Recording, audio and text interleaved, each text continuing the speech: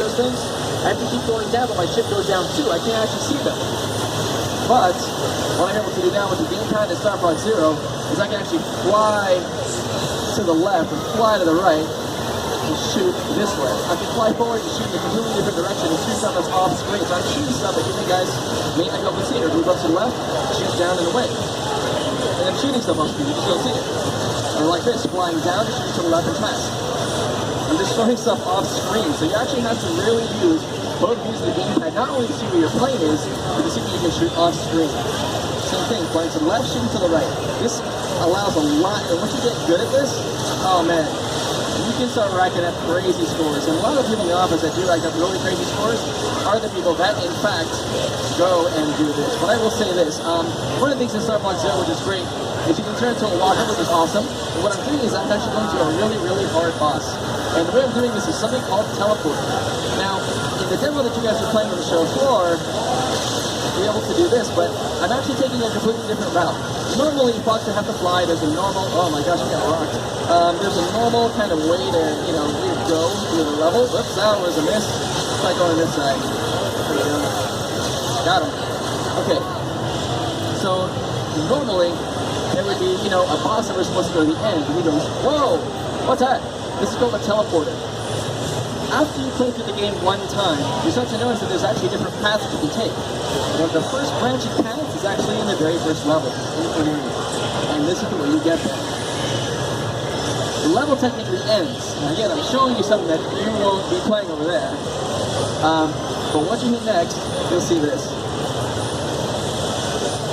I'm actually going to take this teleporter, and it's going to be really weird. Because I'm technically taking an alternate timeline, an alternate path. So I go through the teleporter. I come out of the teleporter. Question. The question was, are there multiple endings? I don't know. You have to find out later. So now that I've gotten to this boss is different than what you saw at E3. Definitely not the same boss. So there's a particular instead of there was a red boss that was kind of in the sky, but now this is called an Aqua Rosa boss. Aqua Rosa is actually much harder. Let me tell you why it's hard. Now check this out. I'm going to turn around and actually face the TV here. Like, why would I ever want to fly away and use this screen? That thing, that EMP blast that you just saw, I have to actually be worrying about what's going on the TV and avoid that blast. I can fly towards it, so I'm using the TV, looking at the TV, and I have to be really wary of that EMP blast, or else it's going to hurt me a lot. So I'm going to look at my thing. Oh, sorry, I saw that. Way too late. Whoa. Okay, we're turning around. We got this. We're good. Okay, so I have to actually be paying attention to both screens. I don't know how I'm going to do this.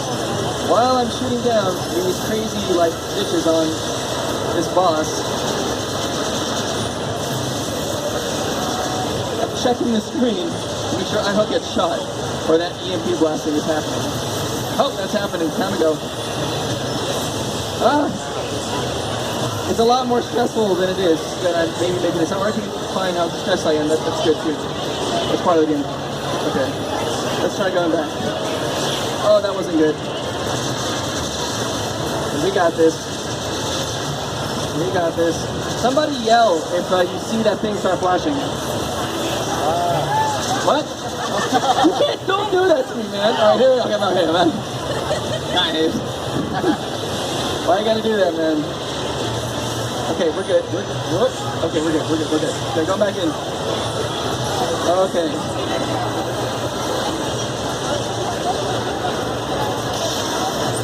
Okay, I'm pretty sure it's gonna start lining up real quick. I better heal myself. I am not, no. So I may not make it, guys, but I only got 1 or 2 hits left. And it's a really hard boss. I'm kind of playing late stuff in the game, so please forgive me if I totally fail. Oh no, this is bad. This is real bad. Ah! This is not a good feeling. Okay, we're good.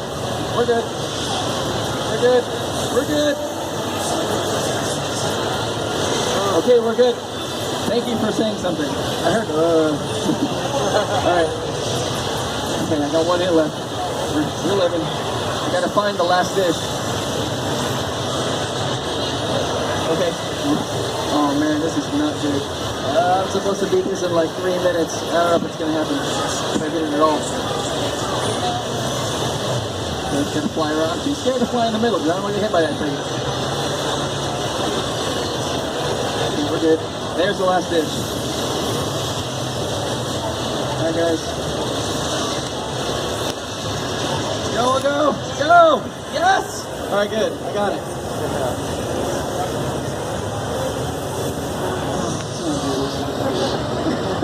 That's really stressful. I'm so sorry.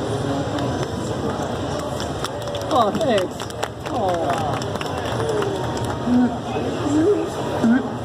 I'd like to thank this everyone who employed me and allowed me to be on this. Okay, good. So, now that we beat this thing, what's interesting is that you actually skip a couple levels after you've done this whole split thing. Call this a teleporter path. You actually can skip levels and they'll be different. I won't show you the next level, I can't. I want to show you at least that so you know that even if you think you beat the first boss at the end, things could be different. As you go out to the rest of the game, things may be different too. So you may have to actually keep your eyes out for other things that may be happening. You can unlock different paths as you go through. The more you play, the more you unlock. Let's keep it there. How about, I'll show a level that we showed at the Nintendo Treehouse, which I'm really fond of. I really like this level. I'm going to back out. Landmaster controls are pretty simple, you know, left and right, same thing. We're still scrolling forward in this particular version, or in this part of the mission, here's the first phase. But I can shoot, oh, that's not very good right now. So I can shoot left and right. I'll do this, press the trigger and shoot like regular shots. This is what it looks like when I'm in the middle, and when it's too much I can lock on to targets, let go, and I can fire missiles and hit those. So while I'm shooting and rolling, this is what it looks like on the D-pad normally, or I can bring any target in like this. Whatever you want, you can use it anytime. Good, good, good, good, good. Oh, I'm getting shot. Whoa, whoa, whoa, whoa, whoa, whoa, whoa, whoa. Okay, we're switching. I think it needs you. It's not hit the time column. So we're going to boost a little bit forward. Ooh, we saw these enemies before actually in Cornelia. I don't know if you saw them kind of clambering onto pills and the girls, but oh, that shit is down. Ah, I missed the real roll. There you go. I can also press the A button. It has, this is called the Grab Master. And I press the A button. You know, like the R-Wing has the walking transformation. The Landmaster has a limited flight. You see this bar goes down at the bottom of the screen, and I can fly for a temporary amount of time. So again, the Grab Master for the Grab Master. There we go. We go back on land. Maybe that's probably better. Actually, I probably should have gone. That's okay. I can cover a little bit and stuff. Oh, get burned.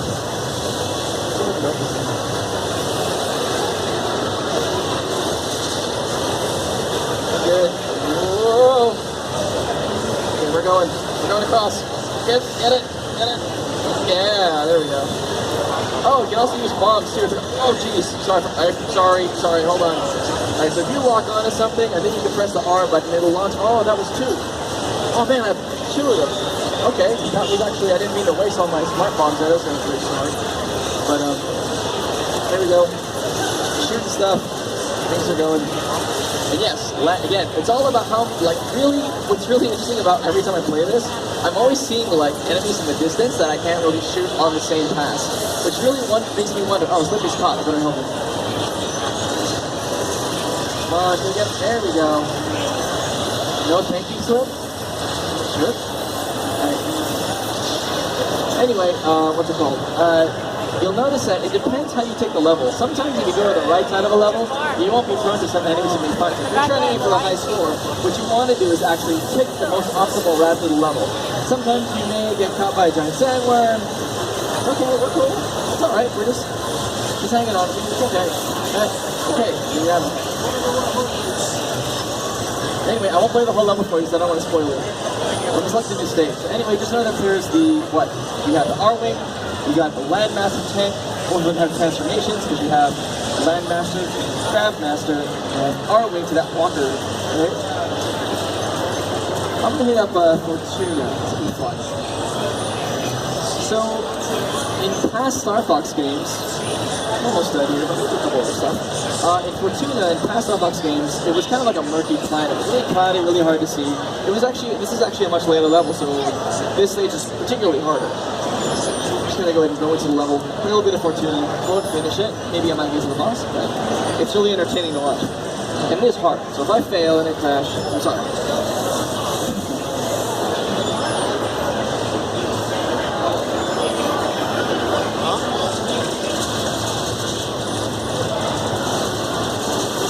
have all these bioweapons that are kind of being made. So Andross is not only messing up the planet, he's got all these bioweapons, and you know, these aren't natural. You see kind of a mechanical, kind of dramatic to some of these enemies. I mean, really they're not enemies. He could have just manipulated the enemies and started really terrible things with them, which I'm pretty sure Andross does, because he's not a nice person. And if you don't know actually the Star Fox timeline, while I'm playing here, I'm going to attempt to play and talk about the story. Ouch. The story goes as, you know, Fox McCloud had a father named James McCloud. Andross used to be on the good side, you know. He used to work with the Korean forces, the Korean army. He was helping develop new tech with a guy named, you know, with a couple of other scientists. He grew mad. He was like, my tech is the best. I have all this really cool, you know, really cool power and all these really awesome things, but, you know, the Korean army thought it was too dangerous. So he went rogue.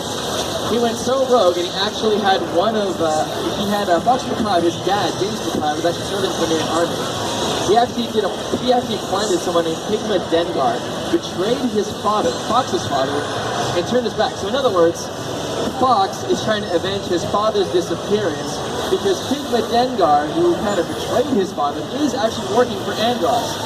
It's pretty deep. It's kind of dark. But, so Fox has got a pretty, you know, the guy wants revenge. He's not really that happy, but he is, you know, he has to go get Andross.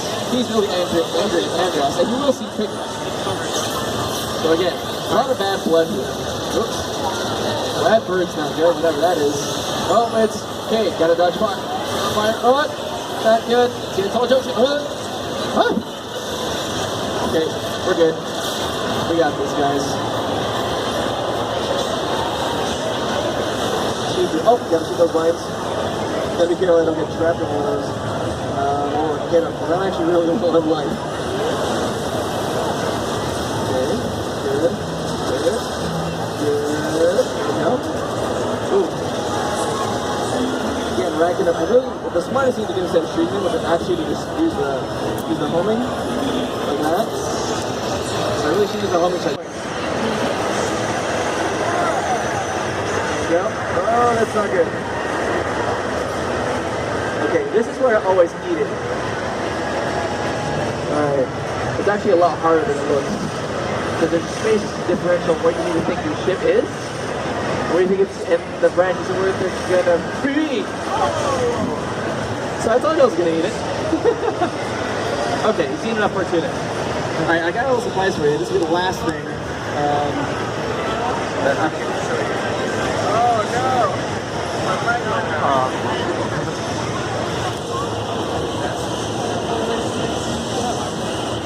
So what I'm going to do is actually show you what an amiibo does. How many people have bought a Fox amiibo? 1, 2, 3. How many people plan on buying the game and using their Fox amiibo? Wow. 1, 2, 3, 4, 5.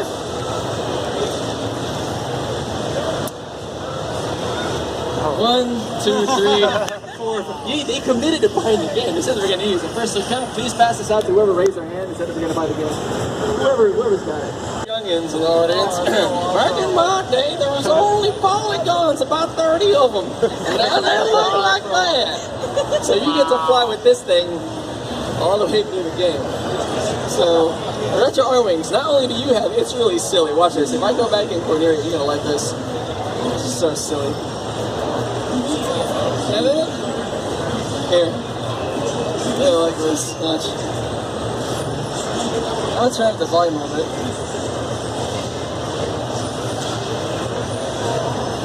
Alright. So, what's really great, I'm just going to show you what happens to Cornelia. If I just let it go, you have the same opening cutscenes, but they replace all of them with these janky looking, like, old, pixelated, like, R-Wings. So now look, everyone's flying in these. Like, it's been too long. It's like, you can't even see them. Like, you just assume that, they're in there, that they're going to do something, right? So you get all of them. So if you actually press start, watch this. Listen to the music. They actually took the exact same music from the Super Nintendo version and plugged it in. Not only did they take the Super Nintendo version music, the sound effects are actually from the old school, like, Super Nintendo, like, sound effects. So it's way retro. Even look at the bombs. There was no bombs back then. They even pixelated out the bombs that you have in the new one. Or how about this? If you do remember playing the old game and you really want to play with, like, oh man, the retro R-Wing, so you want to play it, that's cool, you can. But if you remember, I was like locking on and homing in stuff to different stuff. If I press and hold down the ZR button, look what happens. There's no homing, because in Super Nintendo you had no homing. So you have to like aim down and like blow stuff up manually because you don't have any other choice. So yeah, it takes a lot of skill. And you know what's funny? You can play through the entire game just like this, but it's a whole new set of skills because you can't lock on. If you think you would just spam and lock on, you think you're kosher, you can't. So it's pretty funny. Even if you throw like a bomb or something, like if I throw a bomb at the ground, like it's all like super like pixelated when it goes out. It's just like a really... Yeah, Mr. Miyamoto, we were talking, and he was like, yeah, don't you think it'd be funny? I'm like, yeah, it'd be funny. You think people will remember it? Yeah, I think they'd remember it. It's like, okay. So then I put it in. I didn't think they'd do it at this length. But, oh, here's another one. So on purpose, I'm going to crash, because I like the crash animation. And even if you boost, like, it's all like pixelated. Here, come on. Let's go, guys. Crash, boys. Let's go. Expert flying. Oh, yeah. Oh, come on. Okay, one more. Maybe if I get shot down. If I just let it go, I'm just trying to get shot down here. Come on. No hands, Ma. Shoot me. I'm only asking you here. Oh, come on. Okay, one more. We got it. I'm trying to hurt myself here. It's the opening level. Give it a break. There it is. Yeah, there we go. Hey! So yes, it's pretty funny. Anyway, so that's what the Fox Amiibo does. Alright. Because I have such a crowd here, this will be fun. I'm going to go and pause the game. That's kind of the end of the Star Fox Zero portion. You know what? I did say I was going to show you the game, right? Yeah, I did. Okay. Here, hold on. Let me back out. I'm going to show you another game. So when you buy Star Fox Zero, it's available, by the way, on April 22nd. When you buy it, you actually get another game in it called Star Fox Guard.